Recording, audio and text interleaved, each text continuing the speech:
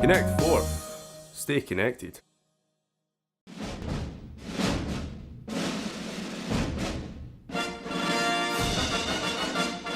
Horror movies have been around for over 100 years and have intrigued and terrified us ever since.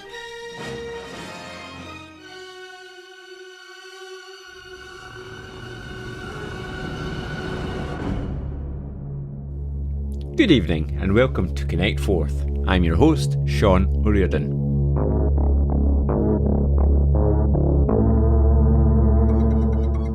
Today we are going to talk about horror movies and why we love them and why they are so prevalent in our culture. The horror genre is vast and can tackle almost any topic, whether it's a gore fest unfit for the human eye or a film tackling themes so heavy you can already feel the stares of judgment burning through you for even suggesting that you like it.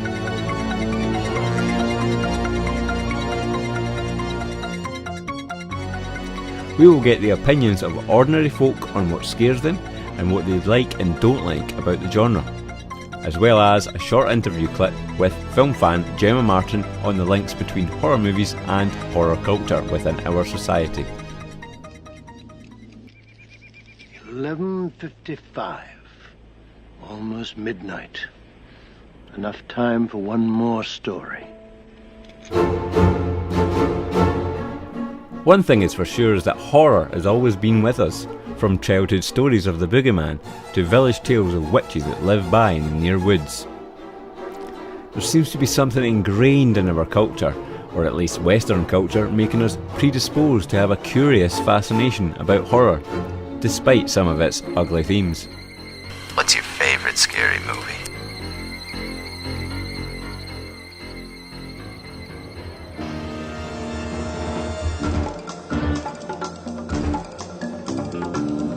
According to the Stephen King essay Why We Crave Horror Movies, King argues that we are all mentally ill. He expresses that we all make an independent decision to buy a movie ticket and sit in a cinema to watch a horror unfold, explaining mental insanity as sick jokes. According to King, we release our insanity through watching horror films. So I asked a number of students here at Forth Valley College about just what makes them tick while watching a horror movie. What I like about horror movies is they sort of go through a range of emotions you don't get with other films. Fear isn't really an emotion you get in your day-to-day life, so if you can get it sort of vicariously through media, then I quite enjoy it. You know, it's something new, something you don't get often. So I get a lot of the suspense, like in Alien, how it takes a while for the alien to actually show up, so it's slowly building the suspense. I found that terrifying. I don't like horror movies because they're utterly terrifying and they give me nightmares. Jump scares really get me, they get me terrified and they always make me jump. But after the horror movie I'll always keep thinking about it and I won't be able to sleep. It's quite nice to get like a thrill and the kind of rush you get from it. It's quite entertaining. I think the thing I most enjoy about horror movies is that you get scared. Definitely when a horror movie like builds the tension and like makes you feel fear as the characters do, it's like really important. I've been a big fan of them all my life. It was kind of something that I grew up with. I was shown and I was challenged to see if I could get through it by my sister and dad, so I just enjoy them for what they are. Granddad was a priest in Trinidad. He used to tell us, when there's no more room in hell, the dead will walk the earth.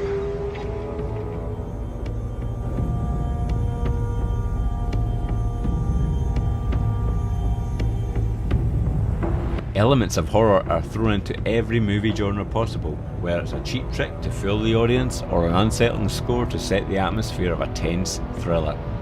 But it's not only used for film, it's also utilised by TV.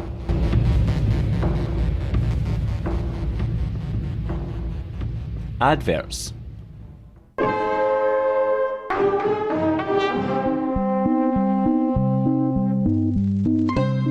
Beware the Jadderman, my dear, when the moon is fat. And even music videos.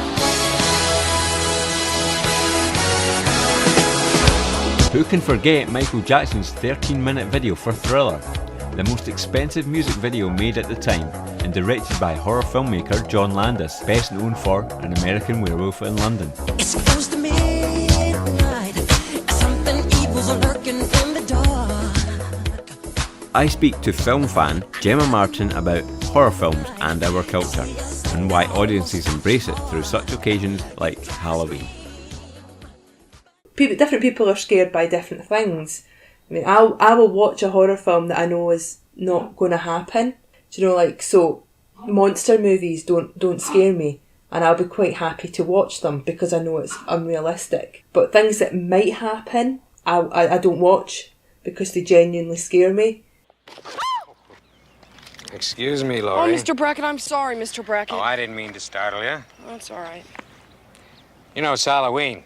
I guess everyone's entitled to one good scare, huh? The one film that I watch every Halloween, and my daughter slags me rotten for it, is Hocus Pocus, because it is the best Halloween film, which isn't, I mean, it's not particularly scary. Halloween, to me, was never a big deal as a child. It wasn't. We did the kind of carving of not a pumpkin, because you never got pumpkins when I was younger. I don't get the whole Halloween thing. It's such an Americanised holiday now that kids go trick-or-treating, people decorate their houses, you walk into B&M before Halloween and there's 2 big rows of Halloween decorations. I think it's a generation of people like me who grew up watching Hocus Pocus. Oh, that's what you should do at Halloween, and now they're trying to reenact that with their own children. Horror is sometimes seen as a lesser genre, a stepping stone, shall we say, for directors on their way to the big time. Although with a passionate fanbase and filmmaking that can be done on the cheap. IMDb figures state that the 1999 film Blair Witch Project was made for an estimated $60,000, that then went on to gross over $248 million worldwide, making a simple concept into a multi-million pound profited phenomenon. I'm scared to close my eyes. I'm scared to open them. Meaning studios are still falling over themselves to find that magic formula that scares us senseless. Horror has been around since the dark days, and it looks to be staying with us well into the future, with dedicated horror movie festivals like Fright Fest gaining more popularity each year, and the never-ending Halloween craze that sees dress-up monsters and killers roaming the streets on the 31st of October. Love them or hate them, but these movies will continue to feed our primal need to become scared.